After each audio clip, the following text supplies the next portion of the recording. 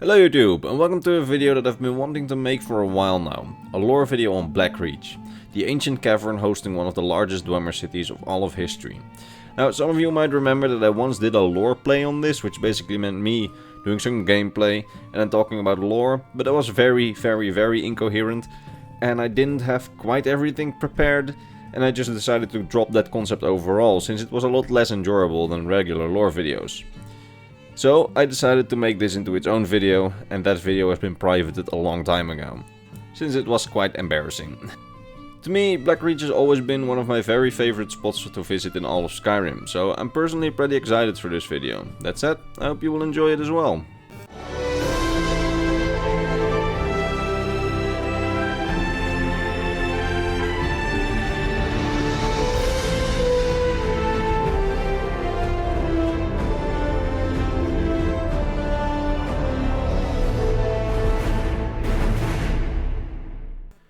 Deep under Skyrim, stretching under several holds, lies a large underground cavern, which is home to the ancient Dwemer city of Vulthuryol, or Blackest Kingdom Reaches, usually just called Blackreach. The origins of this ancient kingdom lie in the early First Era, around the year 200, when the Dwemer living in Skyrim, likely some of the Dwemer at the city-state of Ralbethar, accidentally dug into the large underground cavern during a mining operation. They found a massive cave filled with large fungi, underground rivers and strange ores that spanned across almost half of Skyrim. The massive cave probably seemed like the ideal place to make an underground kingdom to rule, and working together, the Dwemer soon made tunnels and transportation, connecting some of their largest cities to the underground complex of Blackreach. The city-states of Alftand, Mzinchalev and Ralbethar are still accessible from the large cavern.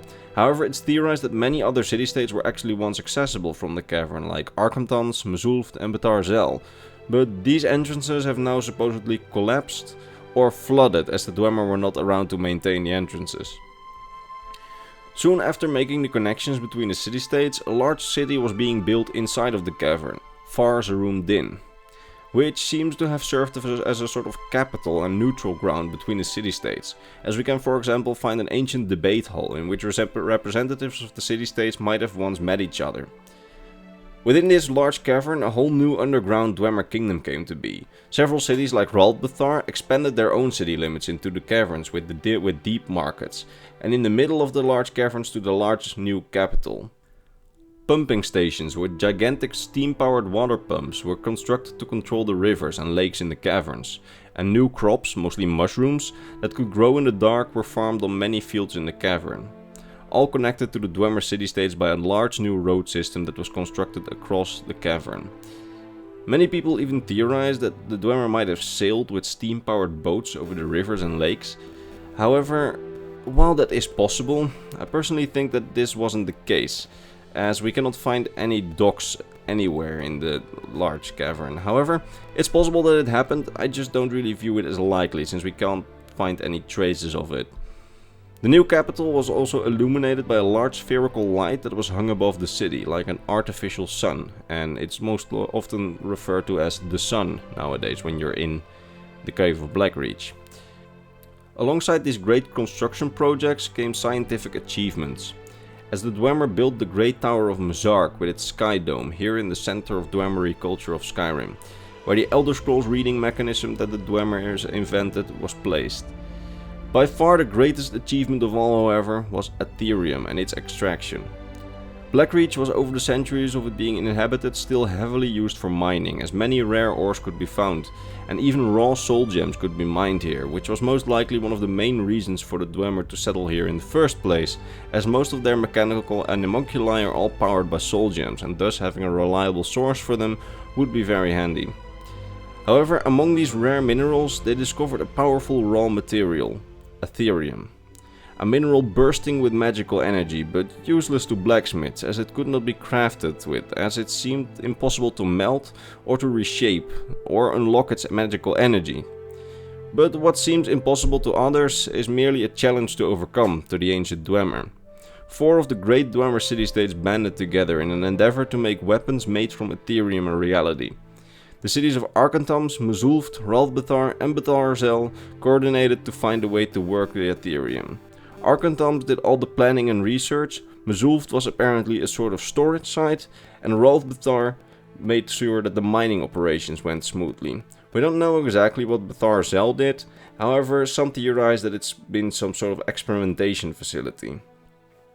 After a while, this endeavor succeeded, and they designed an Aetherium forge. A forge that functioned using magma of Nuren's core that would be piloted by a large Centurion. This project worked, and powerful weapons were created using the Aetherium. This however led to conflict, and conflict led to war, as the 4 city-states who had banded together for science went to war over the Aetherium, ultimately only weakening the Dwemer civilization, and to our knowledge none emerged victorious in the end. When the Aetherium wars were finally over, the Nordic High King Galir used the Dwemer's current weakness to conquer the Dwemer city-states, including Blackreach, making it so that the Dwemer basically lost their independence in Skyrim. Blackreach was now, for the next 100 years or so, under the control of the Nords. However, after another 100 years, after little more than a century, the Dwemer took back Blackreach when they ousted the Nords from their city-states. For the following period, the city most likely acted as a connection between the remaining city-states, still serving as its capital function. However, no more attempts at refining Aetherium were made by the Dwemer, most likely because they saw the destruction that it brought to their society before. Years later, when the Falmer had been enslaved by the Dwemer, they rebelled against the Dwemer, and then the first rebel snow elves sought refuge in the darkest corners of Blackreach, regrouping until they would find a way to fight their Dwemer masters. They then struck back at their Dwemer masters, and for years a war raged under the surface of Skyrim. Blackreach was then the stage of this bloody war, that would be called the War of the Crag, a war between the blind Falmer and the Dwemer, which was mainly fought on the fields of Blackreach. When the Dwemer disappeared, the Falmer spread to the previously inaccessible places and became the occupants of many cities and buildings around the cavern. For the centuries after that, Blackreach remained largely sealed. A few travelers and adventurers would come across it by accident, seeing the large underground Dwemer city with its mostly still functioning animalculi, lighting and other systems, and they would refer to it as the Silent City, because all the machinery was working but there was not a soul to be found except for the Twisted Falmer. Over the years, this city faced the same fate as most Dwemer cities, its machinery endlessly continuing and not being maintained until it's basically worn out, resulting in some of the systems being broken and others still functioning with screeches until they too will inevitably one day stop functioning. The worn out pumping systems and support systems have been theorized to be the cause for the collapsing and floods for other entrances to the cave, leaving us only with the 4 lifts that are present in the game of Skyrim. While that is largely the story of Blackreach, there is one more thing that we need to discuss. Vulthuryol, the large ancient dragon that appears when the artificial sun hanging over the Silent City is hit by an unrelenting force shout. We don't know how this dragon got into the caverns. Most likely he crammed himself through one of the now flooded entrances to escape the slaughter of the dragons by the Nords and the Dragon Guard.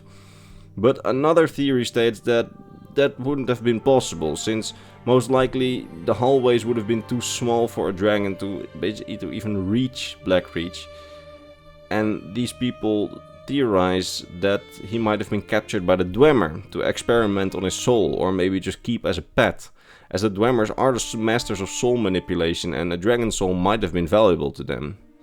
Whichever it is, we unfortunately don't know which one it is, as the matter of how he got there remains unsolved. That's basically all that we know about Blackreach. The only other thing that I actually want to mention are the Crimson Nirn roots that we can find exclusively in Blackreach. However, I mentioned a great deal on them in my video on Nirn roots, so if you want to know more about that, then I would check out that video. That said, I hope you enjoyed this video. I was a bit tired, I hope that you couldn't hear it.